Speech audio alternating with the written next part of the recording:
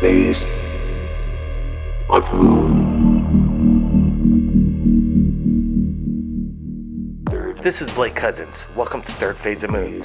In this episode, we will be discovering and exploring Area 51, unlike any time in history, shot from Andrew, and he's sharing his footage right here at Third Phase of Moon, and we're talking to him, and I really want to thank him for joining us right here at Third Phase of Moon.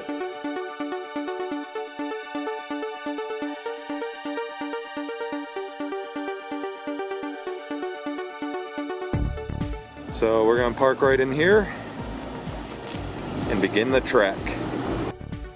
Show you a little bit of what we're taking up with us here. Somehow we're gonna try and get these chairs up to the top of the mountain. We have a telescope, there's a camera bag, all of our cooking utensils, cameras stuff is all in here, and this is gonna be one heck of a hike. So here we go. Maybe halfway up Tikaboo. It's right up there in the sun. And this is the first time that we've been able to actually spot anything resembling Area 51. There it is. It's Groom Lake Road. Leading off with a drone. Nope, that's a hawk. Black Hawk. Black Hawk flying overhead. The Tikaboo Trail is only a mile long, but is extremely steep with lots of loose rocks. It generally zigzags straight up the hillside. The trail relatively levels out as it cuts west across the slope side and angles off towards the ridge. We got up here to the top of Tikaboo. It's gorgeous up here. But as you turn around, you quickly realize something spoils Tikaboo Peak. And if you look, the camera on the weather station points directly down at us. So no matter what we do here on top of Tikaboo, we're going to be filmed.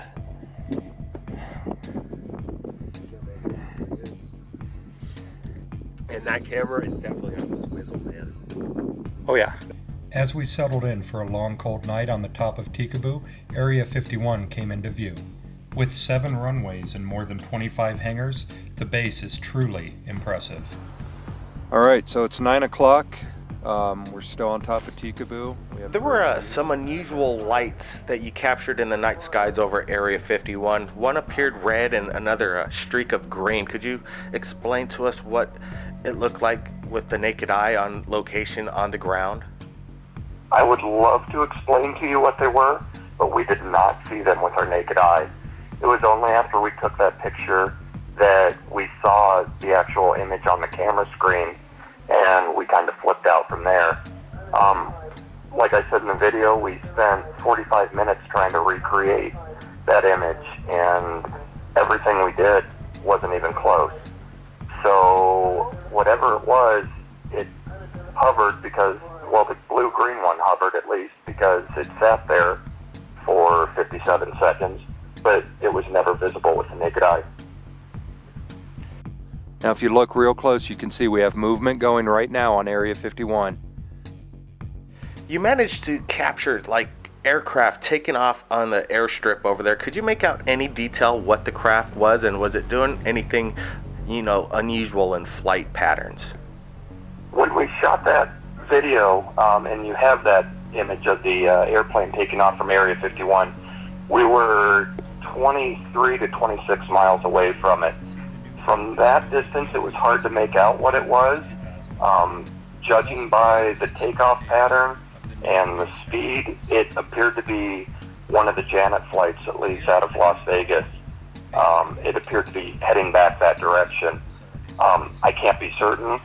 We're too far away to tell any kind of color or any kind of marks on it, but that fits the description, and it didn't really make any moves that a fighter jet would make, or definitely no radical moves. Heading straight out towards the base. Now these are the vehicles that we watched last night.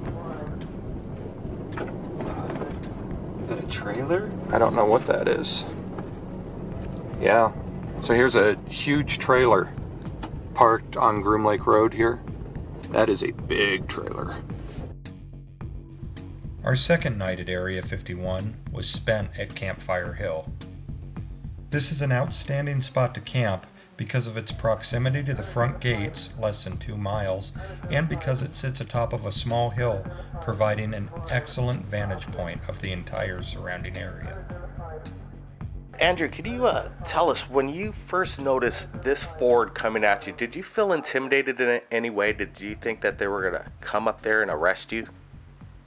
I had no idea what their intentions were at first. Usually, we've been into that area before, and we've seen them come close, but never that close and never in broad daylight. So my immediate impression was that of, oh crap, I think they're coming up. So yeah, I was definitely intimidated. So they're coming right in.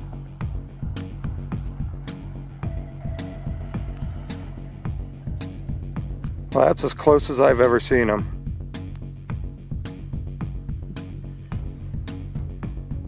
Faces have been obscured in the following photos to protect identity. Look close and you'll realize that they use spotting scopes for observation. You know, you had a mission to get close to Area 51. What would you like from our government to come forward and, disclose on what's going on over there, and what do you think in your gut is what is going on under the secret hidden base of Area 51? Well, I'd like the government to come forth at least with some kind of explanation. I mean, we're paying for the $68,000 Ford Raptors that they're driving around. We're paying for all the jet fuel that they're using. I spent 8 years as a Marine, and I'd like to know, where my tax dollars now are going to. It's frustrating, that they have the areas so highly secured, but no one knows what's going on down there. The infamous white bus leaves the intersection of US 93 and Highway 375 every morning with workers to Area 51.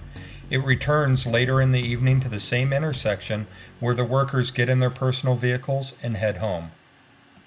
Usually there are less than a dozen workers on the bus, as most choose to fly out of Las Vegas Airport.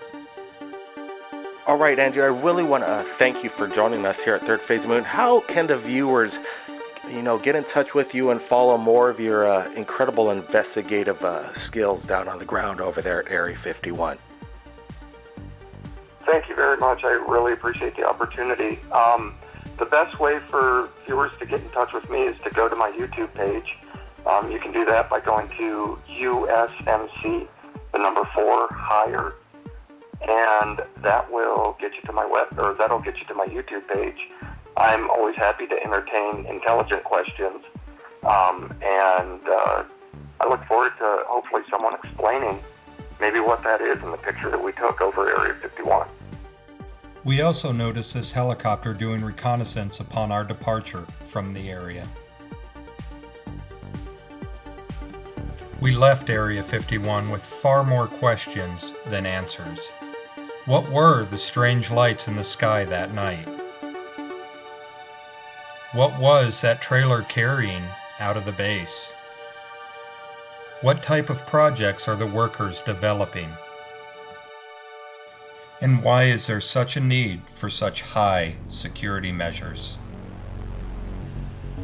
I ask that you, as the viewer, use the information provided to draw your own conclusions and provide them in the comments below.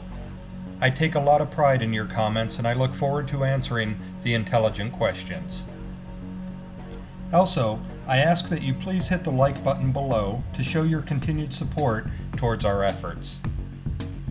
Please feel free to subscribe to my channel so that you can enjoy all of our future adventures. Thank you for watching, and happy exploring.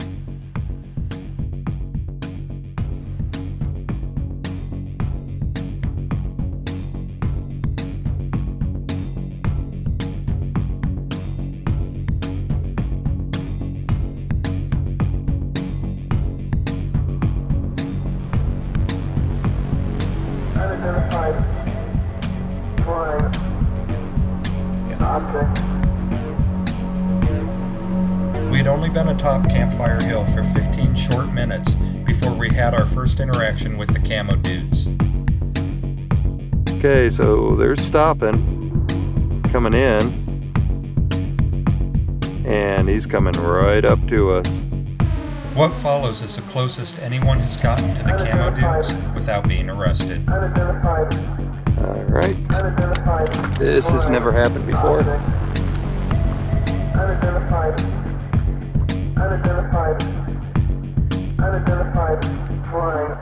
So they're coming right in.